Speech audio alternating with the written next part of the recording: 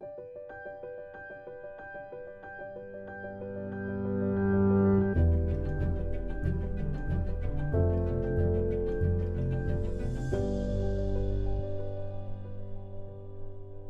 to today's Talks at GS session. I'm very excited to welcome back a member of the Goldman Sachs family, Robert Smith.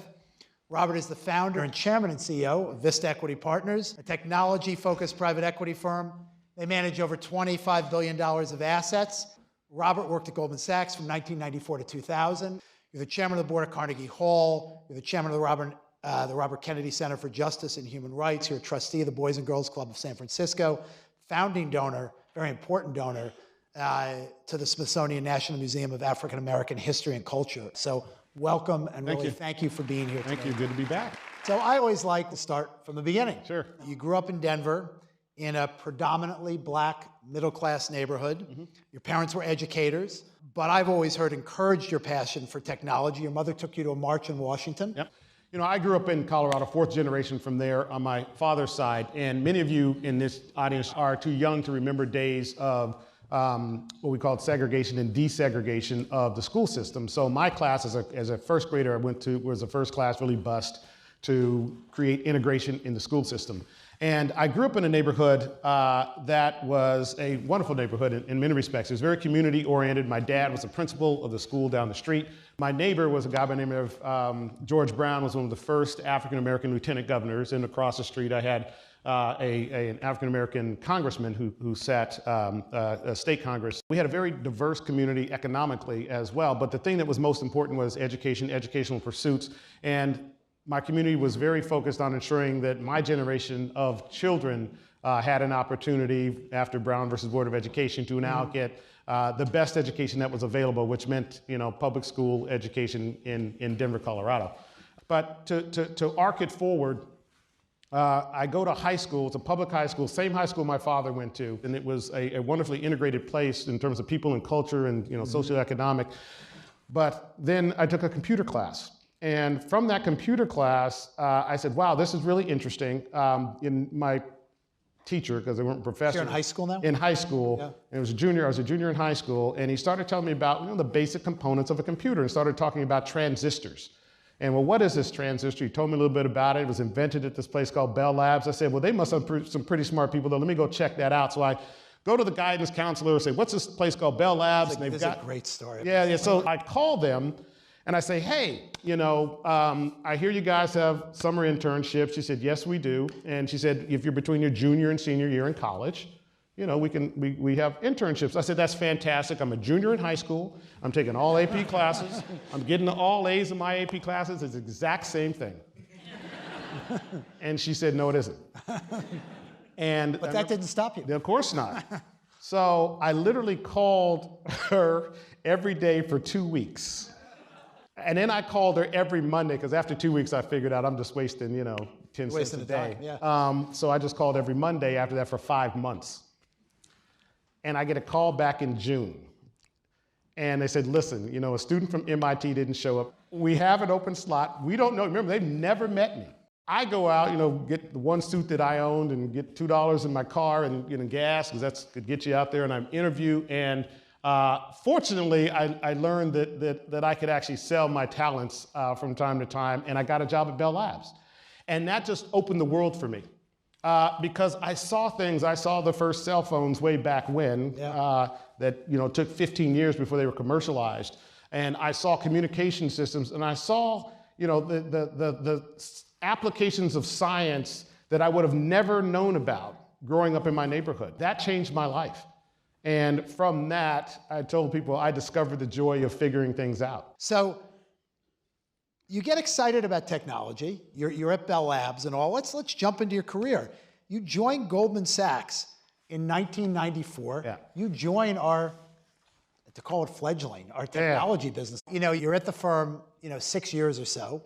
You've been involved in building this franchise. But how did it feel, or what was going on in your head when you walked in and you said, hey, I'm going to leave and go start my own business? What was going on in your head? Because, you know, if you think about it, that was 1999, right, or 2000? Yeah, 99. So here's where that starts. So now remember, I was an engineer for 6 years. Think about that. So I got a chance in my early part of my engineering career to work on some of the early implementations of software into process industries. Think about it, software, technology, probably the most productive tool introduced in our business economy in the last 50 years, enterprise software. And then I run into this little software company based in Houston, Texas. I take them on as a sell-side project, and through that, I learn how they're running this business. And I say, oh my God, if you actually took what they use as their best practices and laid them across these enterprise software companies, you could make a fortune. I said, what do you guys do with all this money? And they're buying CDs, certificates of deposit. You know, this is 97, 98, 99. I said, and they said, well, what would you suggest? I said, well, there's this thing called private equity. They said, well, what is that? So I told them what private equity is. And they said, well, can you introduce us to some of these people? I said, sure. And they came back and said, a lot of them seem to be in the asset aggregation business as opposed to truly the value creation business. I said, well, that's a fair assessment. Yeah. They said, what else? I said, if I were you, I would take that money and I'd drive it into these enterprise software businesses. I'd take these best practices that you all have and I'd apply them across these companies and you'll probably do okay. And they said, that's the best idea we've ever heard. Would you be interested in being a general partner if we were the limited partners? And I said, well, I'm not too sure about that. And so that's what led to the formation of Vista. Yeah, it's a great story. Yeah, it's a great story, and it's you look back in history. It's one of the things big organizations have to wrestle with. Yeah. You know, they get momentum going in a certain direction, and there are great stories about people who have great ideas that sometimes can be executed in platform, right, but for a variety of reasons, they wind up off platform. Yeah, and the key is, you know, and this is the challenge I know I face, and you know, I know you face it at a much bigger scale, is creating an environment that evolves. Yeah. Right? But you have to be thoughtful about creating an environment where new ideas of innovation are not only welcomed, but they're encouraged, they're embraced, and the success of them are trumpeted. Sure. Because otherwise you have the risk of, like all things, you know, the complacency factor, you know, leads you down a narrowing road of opportunity. And look, I face it with my own firm now, 18 years, you know, 17 going on 18 years in the making. How do we make sure we don't atrophy on what we were good at? And oh, by the way, how do we ensure that we continue to evolve our culture on the one hand and expand our business opportunities in the markets that we're in? When you kind of sit in your perch and you look out, what are the businesses today that you think are most fundamentally vulnerable to technology disruption, and where are the moats the deepest? Man, you sure you want me to tell the truth about this? Absolutely. Okay. So here's the thing. We are truly in the early stages of the fourth industrial revolution. There is a digitization of every single industry on the planet, and ultimately that will lead to the digitization of every single company in one way, shape, form, or another. You read about it all the time, but you really have to, you know, depending upon what group you're in, you got to get into the bowels of it. What do I mean by that? You have to now start to evaluate what is creating productivity in all its measures at the company level, and what technology, and then to what extent it's going to impact jobs and opportunity. Okay, and what impact is going to, you know, to some degree, disintermediate entire industries. Absolutely. You know, you've seen it. Like, you know, we have these talks about, oh, you know, everybody wants to be a king, right? No, you actually want to be an emperor. Okay, and that's what Bezos has done. Mm-hmm. If you think about it, because now you can actually, you know, disintermediate entire industries if you have the right platform. The next thing I think about is, you know, what creates, you know, as a chemical engineer, I like to think about the world in states of equilibrium. What is the next state of equilibrium in an industry? So that's the next lens through which I look at an industry. And if you can do that, you're going to know what's going to participate in that ecosystem of equilibrium and what is no longer necessary for that ecosystem to remain in equilibrium. Mm-hmm. Okay? So to a great extent, if you take the insurance business, well, do you need underwriters or do you just need underwriting? Okay, and then you have to ask yourself, well, do you need underwriting or do you actually need to just have some way to manage risk? Okay, and then you say, well, on the investment side of the house, do you really need investors to manage that risk or you just need to match assets with the liabilities over dated periods. So think about the equilibrium states. What is going to be the equilibrium state that can be achieved leveraging current elements of technology, which have now accelerated through true machine learning, true artificial intelligence, and through true cognitive development associated with it. You see what I mean? Let me give you an example. If you are in the automotive business and you are a very large-scale automotive company and you make cars or you make trucks, you participate in only one slice of that industry. But the equilibrium of that industry is going to be supplied by the parts, the insurance, the supply chain and the changes. All of it. Massive, yeah. Right, but you can't control that whole ecosystem. So from an opportunity perspective, the way we think about it is how do we become leaders in the ecosystem as opposed to participants in the silos? So that's to give you a sense for where we go and how Interesting way to think about it. Yeah. Very interesting.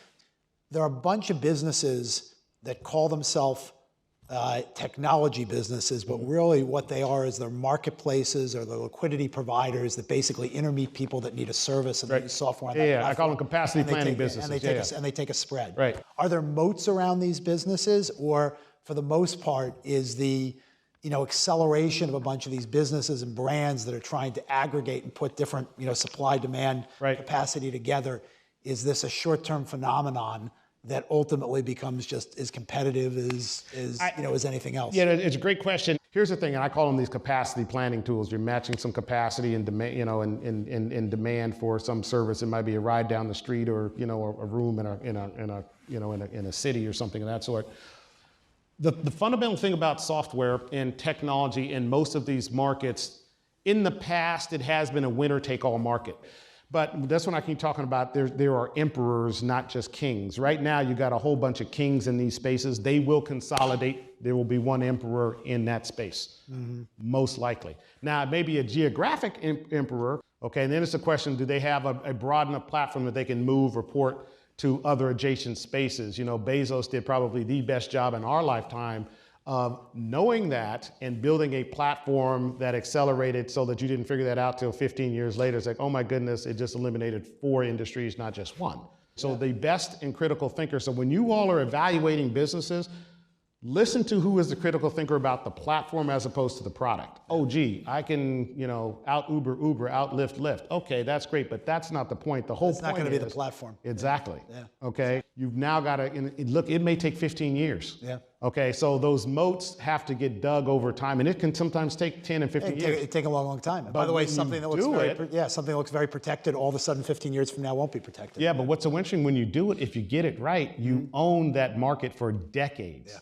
So it takes a massive amount of investment, but then you can own it for decades as opposed to years or to quarters. And it's just a question, in our fickle investment environment, they're giving you a quarter at a time to kind of prove yourself. So to finish up here, just a quick lightning round? Sure. Okay. What advice do you give your younger self? I would have probably come to Goldman Sachs earlier and left earlier. But stayed the same amount of time? Probably. One word to describe your computer ability? Fading. What part of your day do you enjoy most? The mornings. The mornings are spectacular. I love being at home in the morning when I get to see my kids wake up and greet the day and drop them off at school, the ones that are, I'm still dropping off to school. And that is a spectacular part of the day. If you weren't in finance, what would you do? NBA, no. If I weren't in finance, I'd be writing code. Honestly, I would frankly be in the true software business, thinking about which industry we could disrupt, or we could with some products or some solution that no one else has in the market today. Last book you read? Good Prophet by Charles Koch. I'd highly recommend it. And also Between the World and Me, Ta-Nehisi Coates. I never get tired of seeing you. No. God. Your life's much more exciting. Yeah, I honestly, I never get tired of talking to tech people and software people. I never get, it's just an amazing world, and yeah, it's awesome. This year's NBA champion. Whew, man. I've got to go with my son's favorite, which is Golden State Warriors, so. We'll see. All right. Robert, thank you. David, really great to have you back at Goldman Sachs. Real pleasure. Thanks very much. All the best, man. Thank you. Really great. Really appreciate it. Really great.